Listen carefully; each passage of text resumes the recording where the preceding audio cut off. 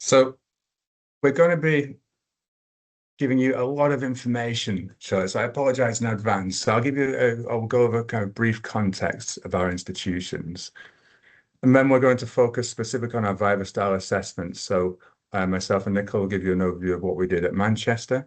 And then I'll pass over to our wonderful colleagues down in Southampton, Philippa and Lorianne, who will talk to you about their approach at Southampton. And then we'll quickly talk about some key considerations, some shared findings from what we both did. And then hopefully there'll be time for a little bit of discussion. If not, there'll definitely be time for Q&A, I hope. So let's get started. A little bit of context.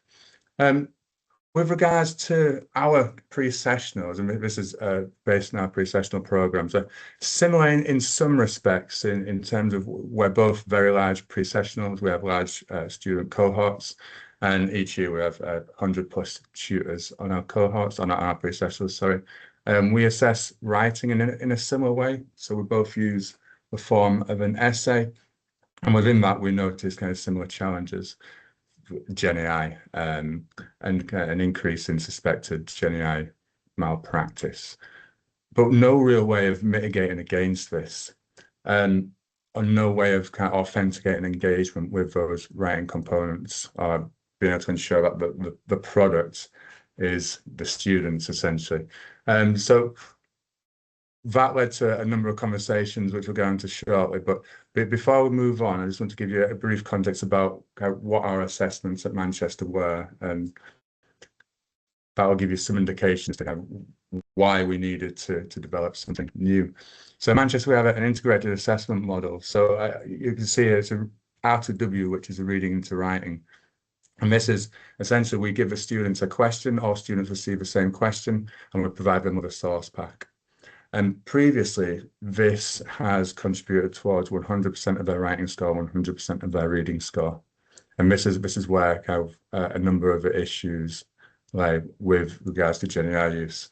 And then we had our listening to speaking assessment, which similar-ish, you could probably guess what this is. It's a seminar based on a source pack we provide students. So previously, each student had given a short presentation and then engaged in seminar discussion based around the source pack. Again, previously, this contributed 100% their speaking score and 100% their listening score. I put the QAA at the bottom because that's what we're going to get onto shortly. So that's our question and answer assessment. And this is the assessment we introduced. This is our mini Viva-style assessment, which we'll get onto.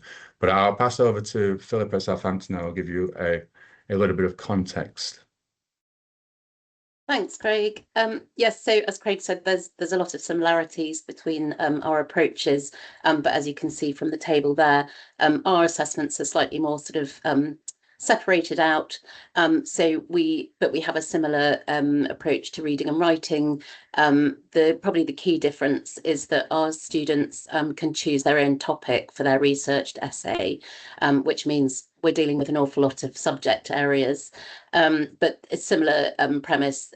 They demonstrate their reading through their writing, and then speaking is a presentation followed by a Q&A, and the listening is they listen to a recorded lecture and then they have a group discussion where their listening skills are assessed.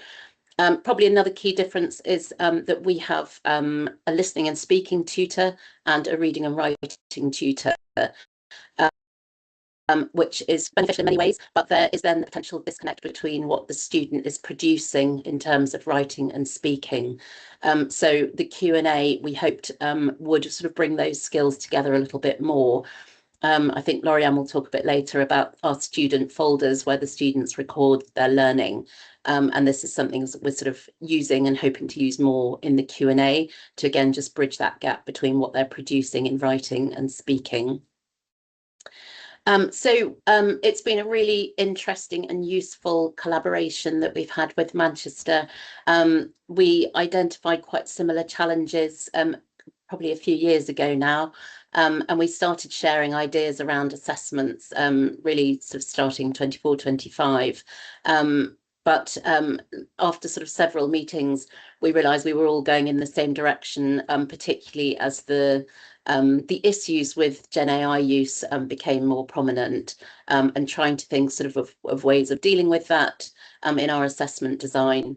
I think also for us, it was coming from sort of feedback from lecturers across the university that students were struggling to interact in one-to-one conversations, and that perhaps the sort of rehearsed presentation wasn't really effectively assessing their ability for spontaneous speech. So anyway, those conversations resulted in adapting our existing assessments in slightly different ways.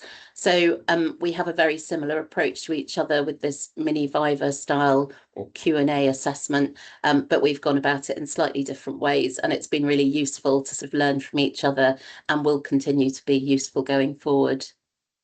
Thank you. I will hand back to Manchester.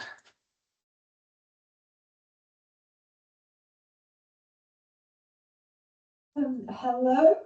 Oh, sorry, can everyone hear me? Yeah, okay. Hi, I'm Nicola from Manchester, and I'm going to explain what we did, how we supported the students and tutors with this new assessment. So as you can see, and as Craig mentioned, we came up with the question and answer assessment, Viva-like assessment, and we based it on the principles of another assessment that we researched called the Interact Formal Assessment, which is being used in lots of different places at the moment, but we adapted it for our EAP context because obviously we aren't teaching a content course, so to speak. We're not testing students on their content knowledge, so we had to adapt it somewhat. So we came up with an individual assessment in which the student answers 3 questions about an assessed piece of extended writing. So you can see on the screen, they start with a prepared term, and then this continues with 2 further live questions. The tutors will select questions from question banks, and they will also have some pre-prepared prompts to look at. So this accounted, as you saw on the previous slide, for a certain percentage of the writing score. All students were given the same prepared question, and the 2 live questions were based on product, so the content of their essay and the process of writing that essay. Okay, so take a moment to have a look at some of the example questions from our 2 question banks.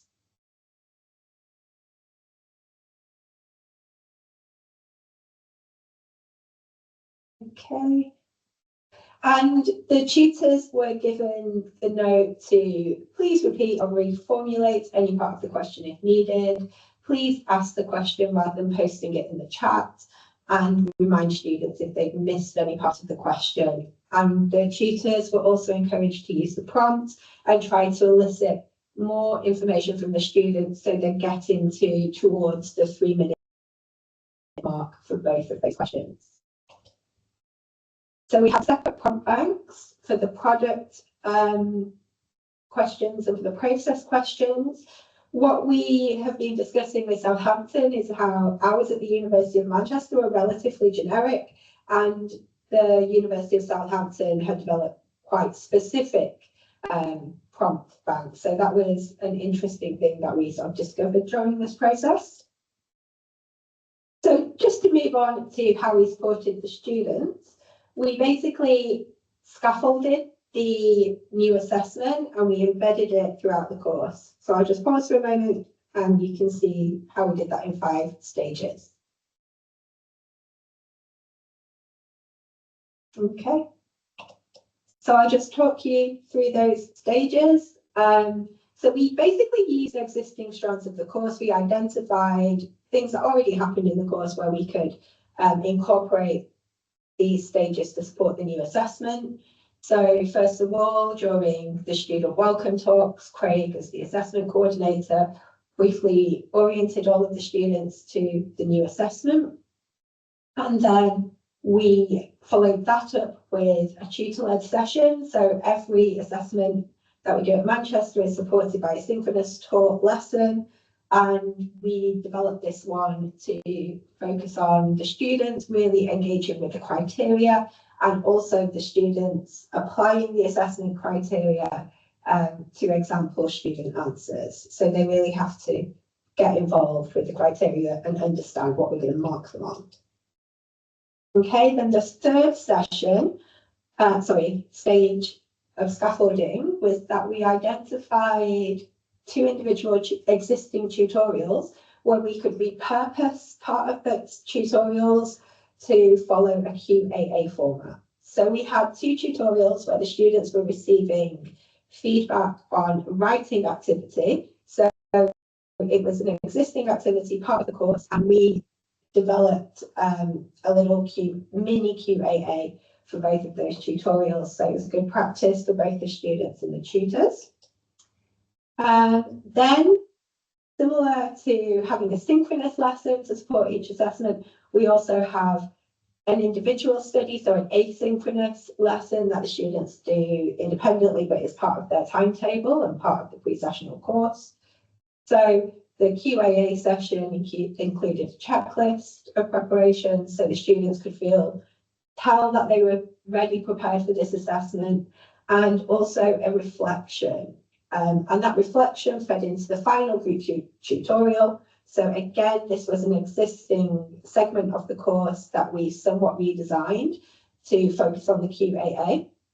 The reflections were used to stimulate discussion, make sure that remained a student-centered session, and then finally Craig held a drop-in in case any students had any questions, and I believe not many of them did, so hopefully that shows that the scaffolding process worked well. Okay, so I'd like to just move on and briefly talk about how we supported the tutors with this assessment, because it was a new assessment for everyone concerned. So I'll just pause to give you a moment to read those 4 points.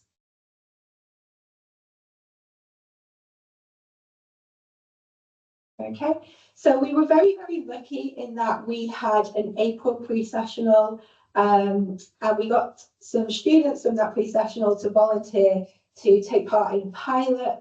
So they didn't do the QAA themselves last year in April, but 4 of the students volunteered to be recorded talking about the essay that they had written. So we had some really authentic standardization materials to work with. And that's one of the ways we supported the tutors. We also had an answer guide, and one of the reasons we were able to do that is because the University of Manchester is quite prescriptive actually around this part of our assessment. So all of the students are answering the same essay questions and then using the same source pack. So there are definitely pros and cons to that, but I think in this case, one of the pros was that we could create these answer guides for the tutors. And then finally, we really thought very hard about how we created the criteria. So we wanted to make the criteria as usable as possible for the tutors, because we've got a lot of tutors, they're marking up to 18 students each, they're double marking, there's a lot going on. So you can tell that I've blurred it out a little bit. This was deliberate. I think I nearly gave Craig a heart attack when he saw the pre-blurred slide earlier, but you could get the idea of the criteria that we're working with. You'll be very familiar with this kind of criteria. So we just essentially had 2 criterions and this. But then one of our enterprising, resourceful and excellent tutors developed a streamlined criteria that they could use during the live marking. So we shared this around, and I think all the tutors were quite pleased with this as well. So thank you, whoever that mystery tutor is. So the tutors themselves could use this template, could put the questions into it beforehand, and then just go from student to student to student with the different questions that they're using. In the original one, we had all of the prompts here, so the tutors could very quickly look at the prompts, but just for purposes of security, I've reduced it even more on here. But yeah, that's what we did, and that's how we supported our students and tutors So I'm going to pass you back to Craig, who's going to tell you more about the assessment.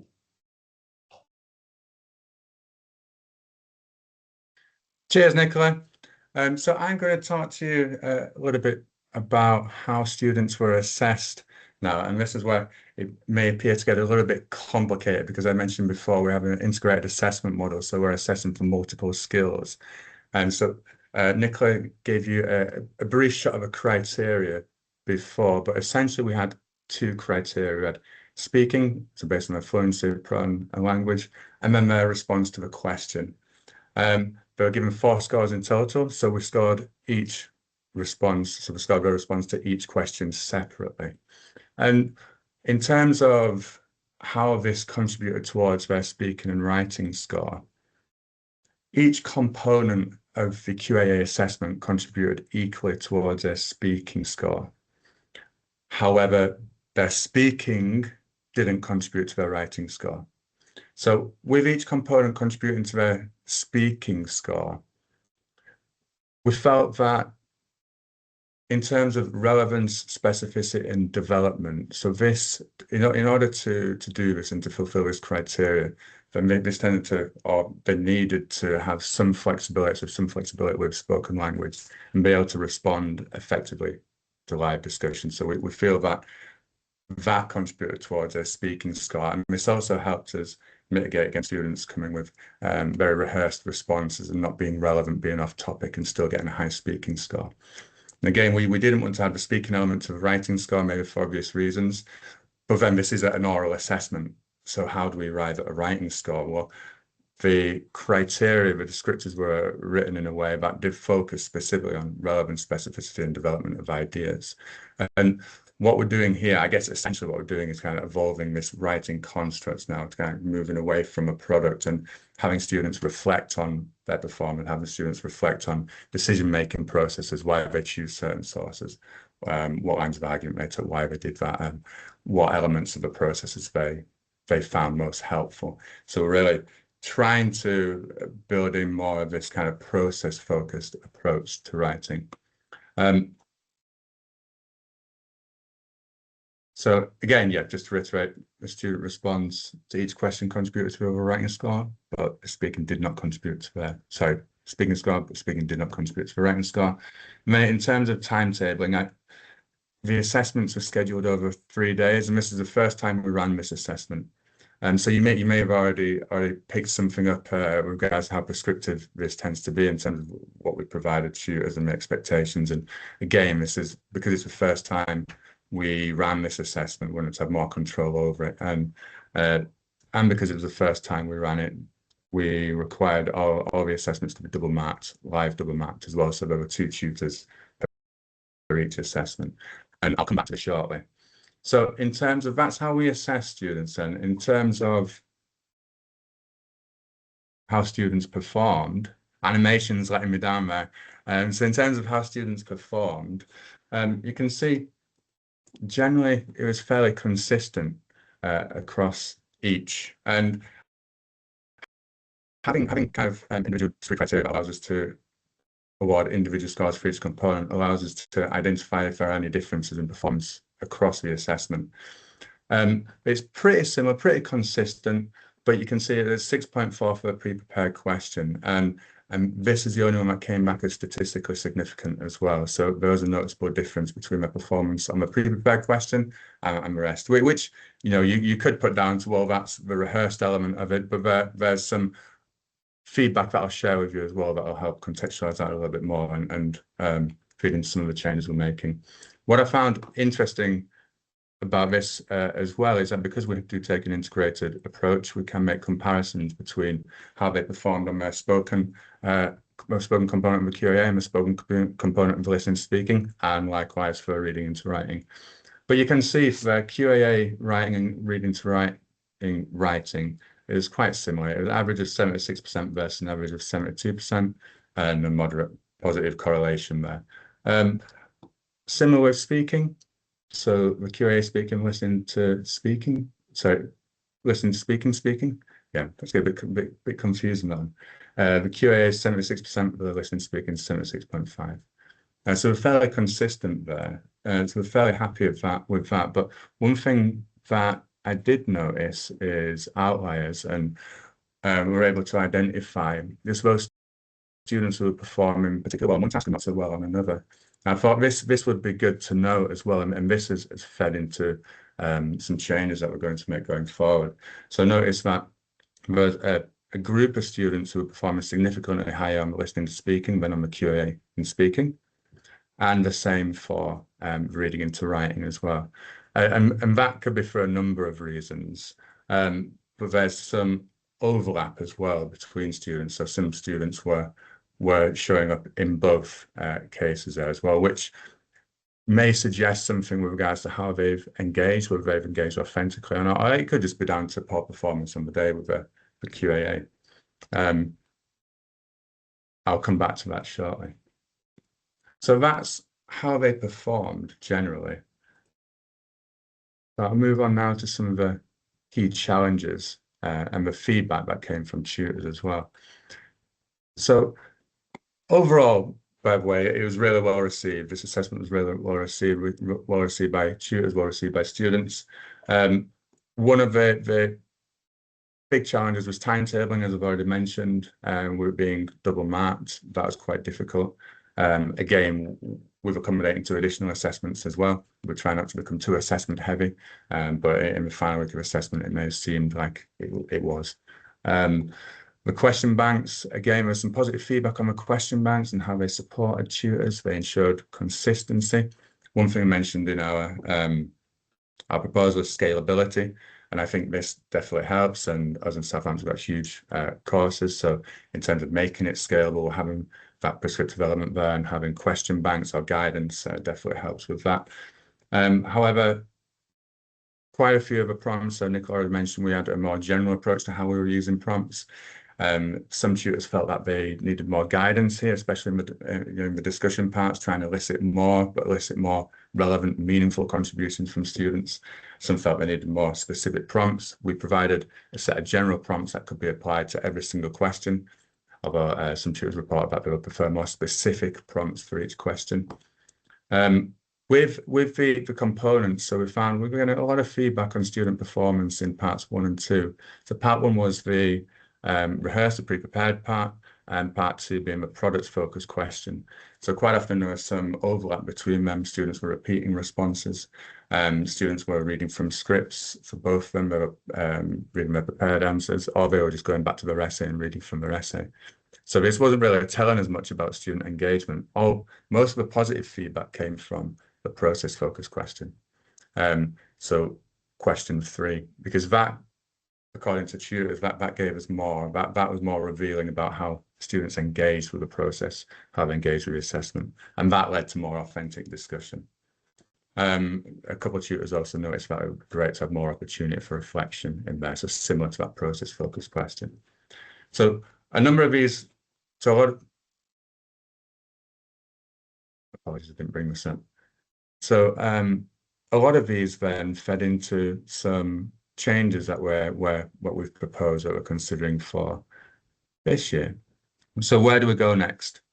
So based on all of this and the feedback we've had on performance, we're looking at implementing a few changes for this year. So I mentioned considering, right? This is what we're considering more. We're a bit further down the line now, so we're looking at trying to action some of these. With regards to the focus, we are switching the focus from product. So we had the first question was product, the second question was product, and the third process. So we're switching to have a process-focused Q&A. We're going to retain the same components. So we'll still have that rehearsed element, and we'll still have 2 discussion questions, but they'll be process-focused. We're going to revisit the prompts based on feedback we've received and think about what we can do with the prompts. We're also going to look at timetable moderation. We're confident where we have a great group of returning tutors, and we're very confident in their skills. We are more confident now that the assessment works. So we're going to look at how we can build in more flexibility with moderation. And then we're looking at changing the weightings. So again, we've seen how the assessment works, but we're thinking of increasing the weighting of the QAA in terms of its contribution to the overall writing score.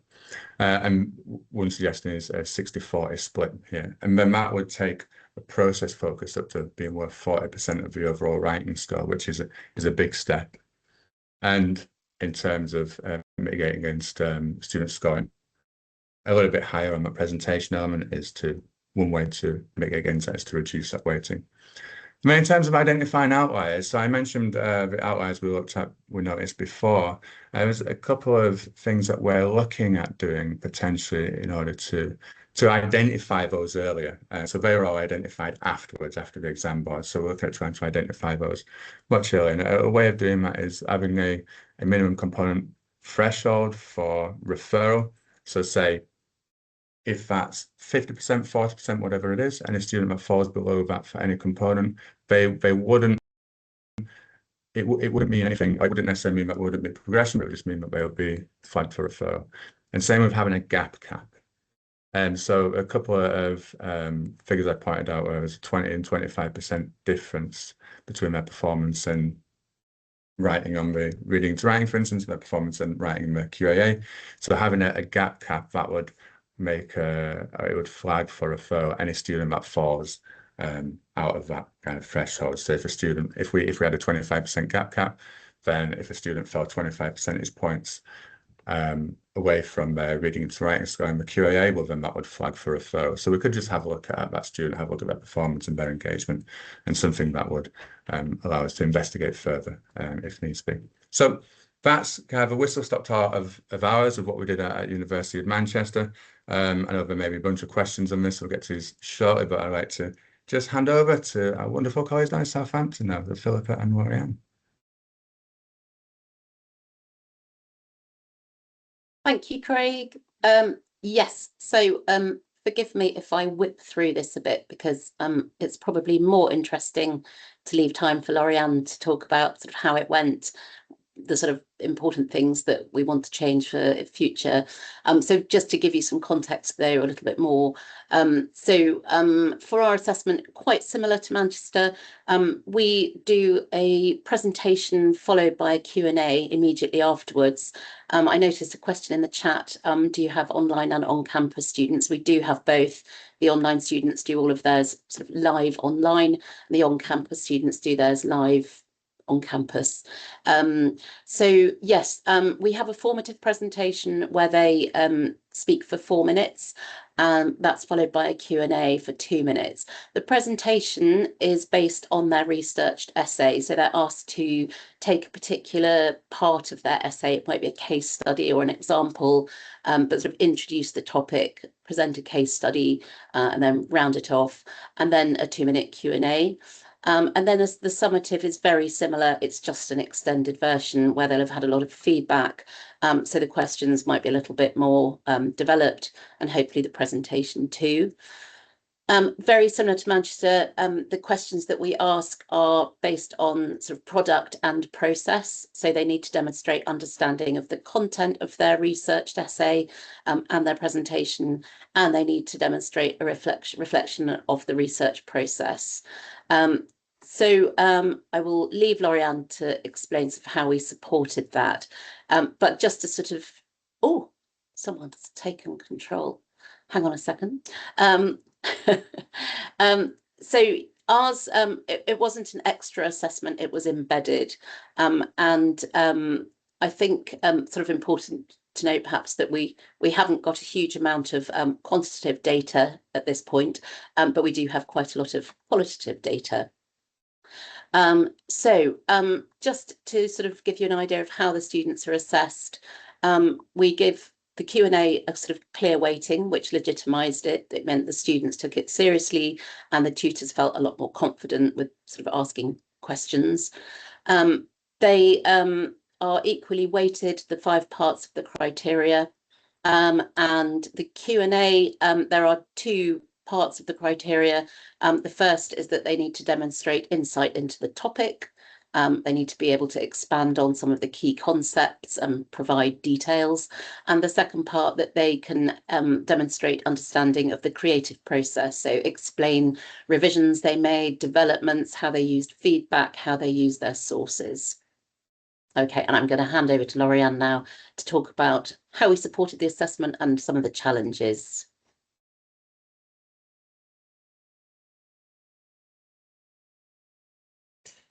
Thanks, Philippa.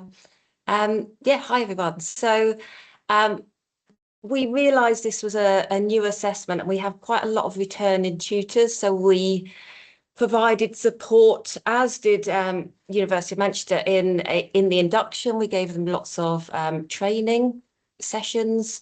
We also, as Manchester did, provide a question bank to support more consistent delivery and questioning. We did standardization sessions, yeah, basically targeted support from the beginning, which we assumed would be enough. However, we discovered after observation and moderation of the formative assessment that there were some problems. There was quite a lot of inconsistency with how confidently tutors were able to manage this interaction. So some questions were, for example, they asked too closed questions or too general, and it didn't allow the students to respond with depth, really. Some tutors had difficulty scaffolding in real time. Obviously, it's quite challenging for them. They're focusing on the content of their presentation first and marking at the same time. It's a lot to deal with. They are not always building on student answers and shutting down the interaction too early, maybe not giving the space and time for the students to extend their answers and challenge them. And we understood that follow-up questions sometimes could be hard to generate on the spot, particularly if it's a subject they're not used to. So basically, we had problems and we had to fix this, but luckily this was the formative. So what we did, oh, sorry, before that, this is just an example of our interactions. You can read this for yourself. There was minimal opportunity for this student to elaborate and to develop their answers. And yeah, you see the issues here. Going on to the good example of interaction, this was a confident tutor allowing time for the students, and the question types that they were asking, the follow-up questions, were encouraging critical thinking. So obviously the student would score higher. So yeah. So what we did, we produced an enhanced, I suppose, question bank and guidance for the tutors. This involved more formulaic or targeted follow-up prompts, really. Which meant, yeah, it was much more successful. There was much more consistency after this.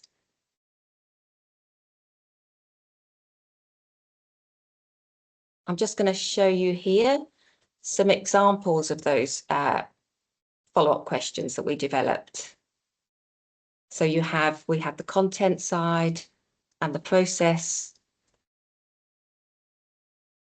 This was challenging to develop because, as Philippa mentioned initially, that our students they choose their topic. So we have multiple topics. So the questions we develop must fit everybody's essay topic. So, okay.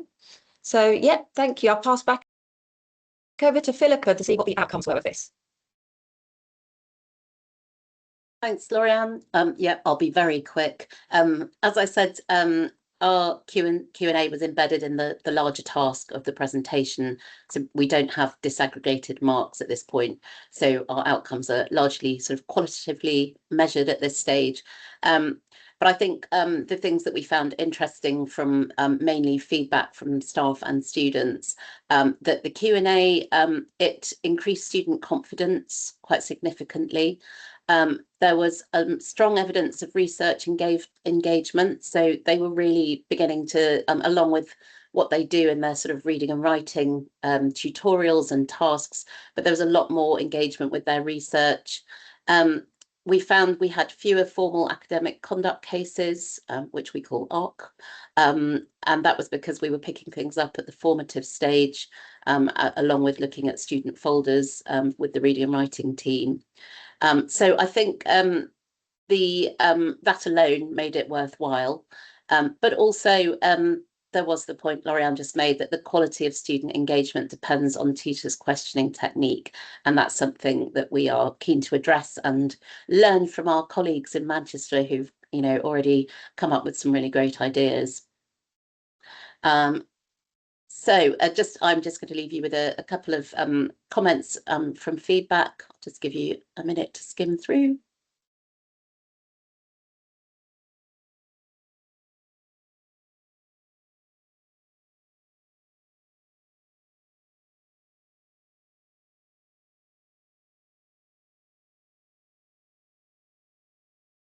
So these two comments were quite representative of the feedback that we received from tutors and students. And they largely align with, I think, what many of us hope presentations will do, but don't always manage to do. So some food for thought there. I will hand back to Lauriane for that.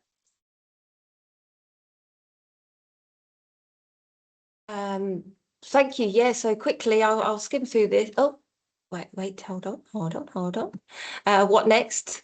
What next for us? We are thinking about rebalancing the timing of this, having more extended Q&A. So perhaps it's currently 6 minutes plus floor, perhaps 4 minutes presentation, 6 minutes Q&A, because we really value this interactive, spontaneous, authentic interaction.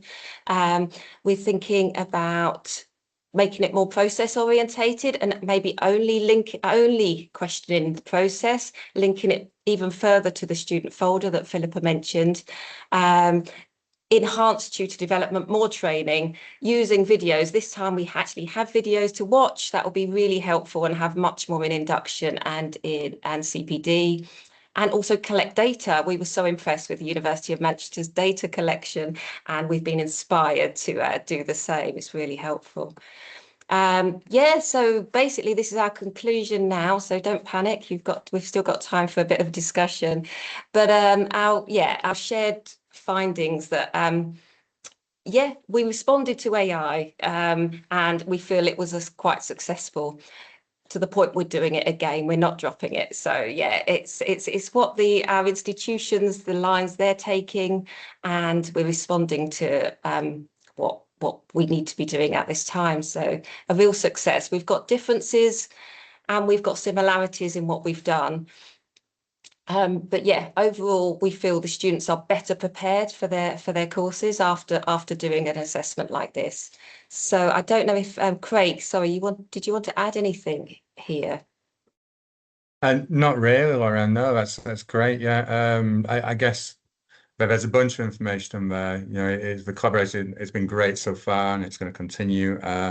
We'll keep reporting back to you guys as well.